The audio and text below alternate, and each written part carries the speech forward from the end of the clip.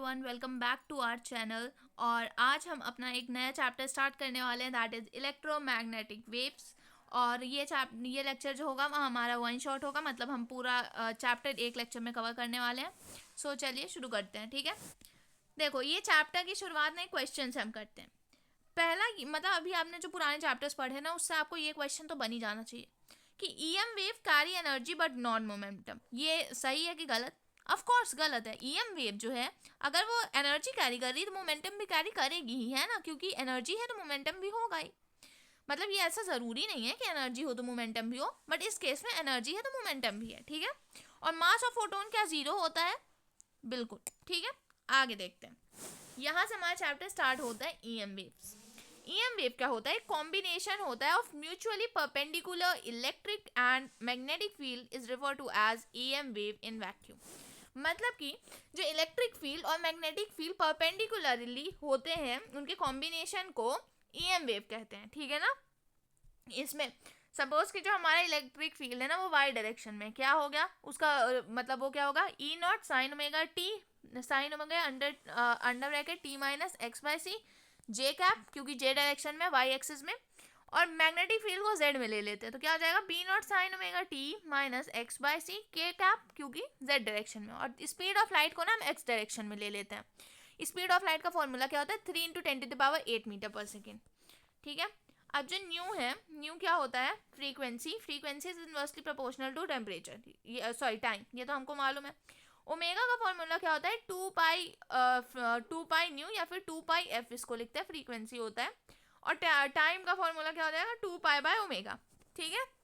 तो ये कुछ इंपॉर्टेंट टर्म्स हैं जिनको मैं अभी पहले बता रही हूँ। और यहाँ पे जैसे कि ये हो गया हमारा equation, y is equal to A sine omega T minus के एक्स। तो ओमेगा की वैल्यू तो आप लोग को समझ आ गई। के जो होता है ना, के को क्या लिखते हैं, ओमेगा बाय वी, वी होती है हमारी वेलोसिटी, या फिर इसको और क्या लिख सकते हैं, 2 पाई बाय ओमेगा, ठीक है। और v का फॉर्मूला क्या होता है, k बाय ओमेगा और लेमडा बाय टी, ठीक है ना। मेनली ये दो फॉर्मूला जो है ना बहुत ज़्यादा इंपॉर्टेंट, बहुत ही ज़्यादा, इसमें बच्चे कंफ्यूज भी होते हैं। और ये इस चैप्टर का ना बेसिक है कि k का वैल्यू क्या होता है, ओमेगा बाय वी, या फिर k is equal to 2 pi by lambda, ठीक है। तो यहाँ पे हमने देखो क्या किया है, यहाँ पे एक के की जो वैल्यू है ना, उसको हमने लिख दिया है, तो ये हमारा फॉर्मूला आ गया है, ठीक है। अच्छा, ये भी फॉर्मूला बहुत इंपॉर्टेंट है कि E naught is equal to B naught into में सी, ठीक है ना। आधे से ज़्यादा क्वेश्चन तो इसी फॉर्मूले में बेस मिल जाएंगे कि E naught is equal to B naught into में सी, ठीक है। अब आ जाता है हमारा वेव फैक्टर। वेव फैक्टर जिसको हम के से डिनोट करते हैं, और डायरेक्शन जो होती है इसकी प्रोपगेशन की, वो वेव मतलब जो वेव फैक्टर होता है के, और उसकी जो डायरेक्शन है प्रोपगेशन ऑफ वेव, वो हम देखेंगे, ठीक है। ई की वैल्यू क्या हो जाती है, E naught sine omega T minus के एक्स, ठीक है। के क्या होता है यहाँ पे, के होता है हमारा प्रोपगेशन कांस्टेंट और वेव फैक्टर और एंगुलर वेव नंबर, ठीक है ना। अब कुछ इक्वेशन होती हैं वेव्स की, वो देख लेते हैं, बहुत इंपॉर्टेंट है ये कि E is equal to E naught sine omega T minus के एक्स। ये अच्छा, ये सब ने पता है। ये चैप्टर काफ़ी, जो हमने 11th क्लास में वेव चैप्टर पढ़ा था ना, उससे बहुत रिलेटेबल है। तो ये आप पढ़ेंगे ना तो थोड़ा आप मैच कर पाएंगे उससे। तो E is equal to E naught sine omega T minus के एक्स। इसमें अगर माइनस के एक्स है, ठीक है ना, तो इसको और क्या लिख सकते हैं, E is equal to E naught sine under bracket k x minus omega t, ठीक है। अगर यहाँ पे माइनस जैसे लिखा है ना, तो इसमें ये होता है कि जिधर साइड डिस्प्लेसमेंट हो रहा है उधर ही साइड वेलोसिटी है, ठीक है ना। मतलब कि दोनों इधर साइड है, पॉजिटिव की तरह। और अगर E naught, E is equal to E naught sine omega T plus K X है, तो डायरेक्शन ये हो जाता है, ठीक है। ये इंपॉर्टेंट चीज़ है। एक और इंपॉर्टेंट पॉइंट है, वो देख लेते हैं कि E Y is equal to E naught sine omega T minus के X. E Y is equal to E naught sine omega T minus के एक्स। बी जेड का क्या हो जाएगा, B naught sine omega T minus के X, ठीक है। Phase difference दोनों के बीच में कितना होगा, हमेशा जीरो होगा। इलेक्ट्रिक फील्ड और मैग्नेटिक फील्ड के बीच में हमेशा फेज डिफरेंस कितना होगा, जीरो होगा। क्यों? क्योंकि cos 90 हमारा क्या होता है, जीरो होता है, ठीक है।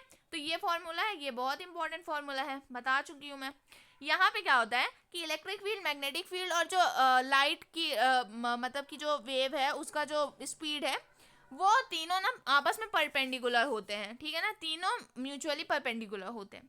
If we know the equation of electric field, we can find the equation of magnetic field and vice versa. मतलब कि अगर हमें इलेक्ट्रिक फील्ड की इक्वेशन मालूम है, तो हम मैग्नेटिक फील्ड की इक्वेशन भी पता कर सकते हैं ना। अब आती है हमारा direction of EM wave. Direction of EM wave के लिए हम लगाते हैं लेफ्ट हैंड रूल, ठीक है, मतलब दोनों ही लगा सकते हो आप, राइट हैंड भी लेफ्ट हैंड भी, ठीक है। लेफ्ट हैंड रूल अगर लगाओगे, मैं तो जनरली लेफ्ट हैंड ही देखो लगाती, तो और मैं यही प्रेफर भी करूँ क्योंकि मेरे लिए इजी पड़ता था, अगर आप लोग के लिए भी इजी पड़े तो यही लगाओ। लेफ्ट हैंड रूल में क्या होता है कि जो हमारी मिडिल फिंगर होती है वो वेलोसिटी की तरफ होती है, इंडेक्स फिंगर इलेक्ट्रिक फील्ड और थंब जो होता है वो मैग्नेटिक फील्ड, ठीक है ना। तीनों म्यूचुअली परपेंडिकुलर है हमारे, तो ये हो गया डायरेक्शन ईएम वेव की। Wave travel in the direction of coefficient of के, जो वेव होते हैं ना हमेशा किसके डायरेक्शन में ट्रैवल करती है, कोफिशिएंट ऑफ के। अब देख लेते हैं डिस्प्लेसमेंट करंट क्या होता है, वो मैक्सवेल डिस्प्लेसमेंट करंट क्या होता है कि एम्पियर लॉ में जब इलेक्ट्रिक फील्ड जो थी ना वो चेंज नहीं कर रही थी टाइम के साथ, तो उसका फॉर्मूला क्या हो गया था, फाई इंटू में B dot d L is equal to mu naught into में आई इनक्लोज्ड, ठीक है।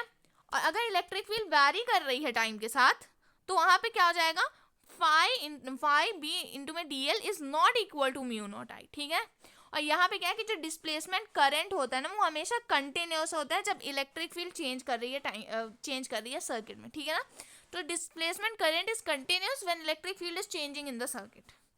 Now continuity of electric current, अब कंटिन्यूटी ऑफ इलेक्ट्रिक करंट क्या होता है वो देख लेते हैं कि the total current that is conduction plus displacement going into the volume is always equal to the total current coming out of the जो भी वो है क्या कहते हैं सर्किट, मतलब या फिर जो भी एरिया है उससे कितना निकल रहा है ना। अब यहाँ पे देखो कि I C1 अंदर जा रहा है और बाहर कौन कौन से निकल रहा है, I C1 जब अंदर जा रहा है तो ये I C2 बाहर निकल रहा है ना। तो इसमें क्या होगा, I C1 is equal to I C2 और एक ये ID निकल रहा है, तो I C1 is equal to I C2 plus ID, जितना करंट अंदर जा रहा है उतना ही करंट बाहर निकल रहा है, ठीक है। अब एक ये होता है हमारा मैक्सवेल इक्वेशन। मैक्सवेल इक्वेशन क्या होता है, four fundamental equation that can describe electricity and magnetism mathematically, उसी को कहते हैं मैक्सवेल इक्वेशन। पहला होता है गॉस लॉ ऑफ इलेक्ट्रोमैग्नेटिज्म, ये जो था हमारा हमने इलेक्ट्रिक करंट चैप्टर में पढ़ा था। फिर गॉस लॉ ऑफ मैग्नेट क्या होता है, ये जो हमने उसमें पढ़ा था अपने वो मूविंग चार्ज एंड मैग्नेटिज्म में। और फिर उसके बाद ये फराडे का होता है जो कि हमारे EMI वाले चैप्टर में पढ़ा था। और यहाँ पे आ जाता है हमारी ये एम्पियर लॉ, ठीक है ना। ये चारों क्या है, मैक्सवेल इक्वेशन को कहलाते हैं।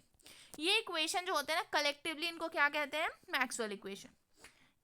तो इसमें क्या होता है आगे, वैक्यूम में फराडे लॉ जो होता है, एम्पियर लॉ होता है, इसको कैसे लेते हैं, ये होता है देखो, इसमें क्या होता है कि फाई इंटू में E/dl is equal to minus d∅/dt, ठीक है ना।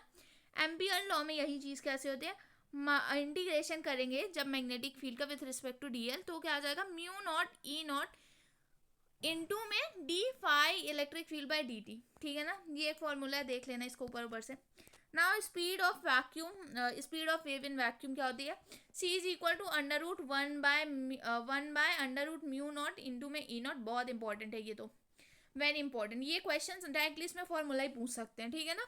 इसमें म्यू नॉट की वैल्यू क्या होती है अपनी 4π इंटू 10⁻⁻⁷ और E0 की वैल्यू क्या होती है 8.85 इंटू 10⁻⁻12। अब speed of EM wave in a medium, किसी मीडियम में अगर पूछ रहा तो क्या होगा, वहां पे क्या हो जाएगा, v is equal to one by under root mu by E, ठीक है ना। ये है बहुत इंपॉर्टेंट है। यहाँ पे जो म्यू है ना, अगर उसको रिलेट करके लिखना हो तो वो ऐसे लिख सकते हैं, म्यू आर इंटू में म्यू नॉट इंटू में ई आर इंटू में ई नॉट।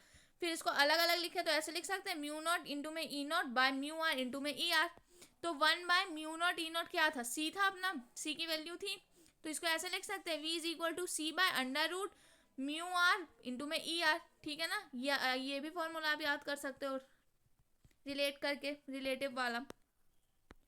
अब देख लेते हैं हम energy density of a EM wave क्या होता है। जब बात एनर्जी डेंसिटी की आएगी EM वेव की, तो वहाँ पे जो क्या कहते हैं एनर्जी होगी उसको ऐसे लिखेंगे, हाफ एप्सिलॉन नॉट इंटू में E²।